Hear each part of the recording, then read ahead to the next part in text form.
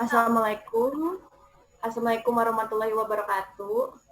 Waalaikumsalam warahmatullahi wabarakatuh. Jadi, perkenalkan kembali, karena sebelumnya kita sudah bertemu ya anak-anak di kelas sebelumnya. Jadi, hari ini Ibu akan melanjutkan materi kita untuk KD 3.9 yang berjudul Komunikasi di Tempat Kerja. Jadi, sebelum memulai kelas, kita harusnya berdoa dulu. Meita sebagai ketua kelas, ayo dipimpin doanya. Ya teman-teman, sebelum kita mulai belajar, kita berdoa dulu dalam hati. Berdoa dimulai. Berdoa selesai. Nah, hari ini ada yang nggak masuk atau nihil? Nihil, Bu, nihil. Nihil ya, oke. Jadi Ibu catat sebagai nihil ya. Jadi hari ini kita akan mempelajari mengenai komunikasi di tempat kerja. Jadi menurut kalian komunikasi secara umum itu apa sih? Ayo, ada yang mau jawab? Saya Bu. Iya, Proses Anissa? penyampaian ide-ide kita terhadap orang lain, Bu. Ya, betul. Jadi, komunikasi secara umum itu merupakan proses penyampaian pesan oleh seseorang kepada orang lain dengan tujuan untuk memberikan informasi atau mengubah suatu pendapat, sikap, atau perilaku. Jadi, komunikasi ini juga memiliki syarat-syarat, yaitu hanya boleh dilakukan oleh 2 orang atau lebih. Jadi kalau komunikasinya hanya terdiri dari 1 orang, seperti kita menyampaikan informasi dari diri sendiri kepada diri sendiri, itu namanya bukan komunikasi ya anak-anak. Lalu proses komunikasi. Jadi proses komunikasi sendiri ada 4. Yang pertama ada komunikator. Komunikator sendiri merupakan individu atau seseorang atau sekelompok yang memiliki peranan untuk mengirimkan pesan. Lalu yang kedua itu ada pesan. Pesan itu merupakan informasi yang akan disampaikan oleh komunikator kepada komunikan. Lalu yang ketiga ada komunikan. Jadi komunikator tadi adalah orang pengirim pesan, lalu komunikan itu merupakan orang yang memperoleh pesan yang nantinya akan mereka pahami, akan mereka terima, dan menerjemahkan ke dalam bahasa komunikasi mereka sendiri. Gitu. Lalu yang keempat ada feedback. Jadi setelah terjadinya proses komunikasi pengiriman pesan dari komunikator kepada komunikan, lalu nanti adanya feedback dari komunikan sendiri, seperti contohnya membalas pesan kepada komunikator, dan sebagainya.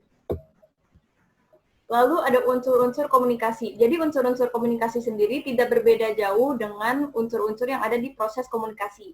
Yang berbeda hanya pertama itu, di unsur-unsur komunikasi ini memiliki media, yaitu sarana atau sebagai alat dalam penyampaian pesannya. Jadi bisa berupa penyampaian lisan maupun penyampaian melalui media-media tertentu. Lalu apa sih fungsi komunikasi sendiri? Jadi menurut bagi kehidupan pribadi sendiri, komunikasi ini juga menyampaikan gagasan-gagasan kita. Jadi sebagai alat untuk melepaskan beban mental maupun psikologis. Lalu kedua itu untuk mendeskripsikan pikiran yang ada di dalam diri sendiri. Lalu yang ketiga ini dapat untuk memperoleh umpan balik dari komunikan. Lalu di tempat kerja. Di tempat kerja sendiri, komunikasi ini berfungsi untuk menjalin hubungan yang baik dengan teman kerja. Jadi di dalam tempat kerja sendiri kita pasti memiliki suatu organisasi. Nah, kita ini membangun komunikasi untuk membentuk tim yang baik. Lalu kedua, membangun kerjasama dengan tim kita sendiri. Yang ketiga, mengarahkan dan mengkoordinasi pekerjaan sesuai dengan yang diinginkan perusahaan. Dan juga mengatasi perbedaan pendapat yang ada.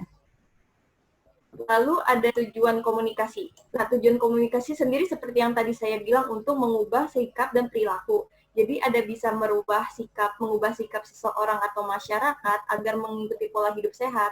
Lalu kedua ada mengubah pendapat agar orang yang bertujuan untuk komunikasi ini dapat menciptakan komunikasi dan pemahaman dengan sesamanya.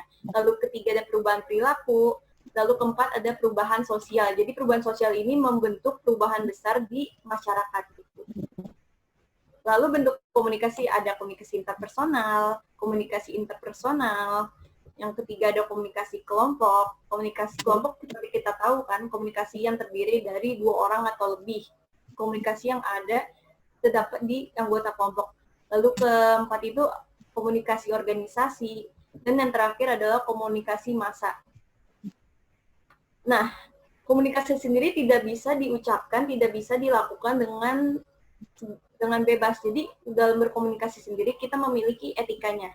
Yang pertama ini tidak jujur dan tidak boleh berbohong, bersikap dewasa, lapang dada dalam menerima pesan dalam berkomunikasi. Keempat, menggunakan bahasa yang efektif dan efisien. Kelima, tidak mudah emosi, dan terakhir bersikap ramah dan sopan. Nah, di sini juga ada hambatan-hambatan dalam komunikasi. Yang pertama ada gangguan, ada kepentingan, ada motivasi terpendam, prasangka buruk, prasangka negatif, dan juga hambatan ekologis. Nah, sampai di sini ada yang ingin bertanya, apa cukup jelas? Cukup jelas, Bu. Cukup jelas, baik. Jadi karena Ibu hari ini telah mempersiapkan kuis untuk kalian memperoleh nilai-nilai latihan kalian, jadi Ibu akan membagikan link berupa kuis yang terdapat di aplikasi ya. Mohon diisi ya, teman-teman. Baik, Bu. Ibu bagikan dulu sebentar. Jadi di sini kalau kuisnya yang dapat juara pertama akan mendapat nilai poin lebih, yang pastinya bakal berguna untuk rapat-rapat kalian tentu saja. Jadi cepet-cepetan dalam menjawab dan sebisa mungkin untuk tidak memiliki kesalahan ya anak-anak. Jadi pelan-pelan saja dalam mengerjakannya. Baik, Bu.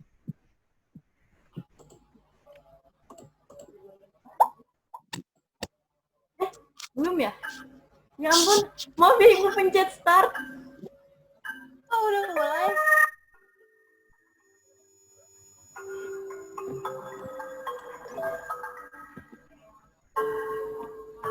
Maaf ya Ibu kepencet start. Gak apa-apa, Bu.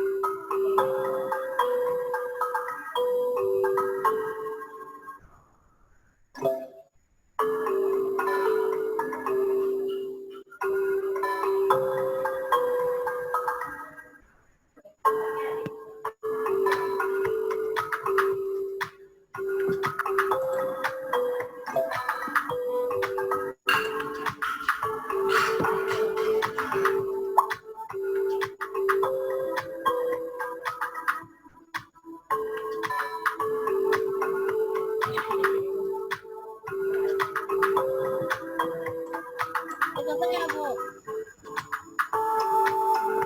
Sudah ya? Udah, Bu.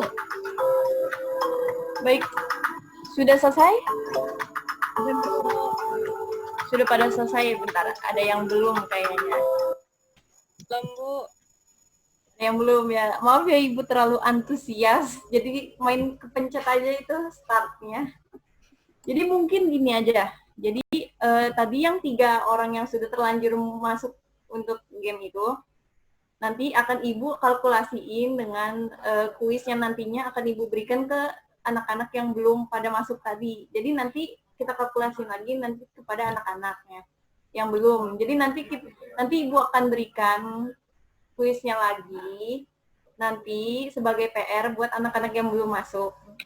Jadi hari ini kita mendapat pemenangnya yaitu Meita. Selamat Meita. Selamat, Mita. Nanti kamu dapat skor plus 20 Meita nanti ya. Ibu Terima kasih, kalkulasiin Bu. ke nilai kamu. Baik, sekian presentasi dari Ibu. Jika sekiranya ada yang mungkin kurang jelas dalam menyampaikan, mohon maaf.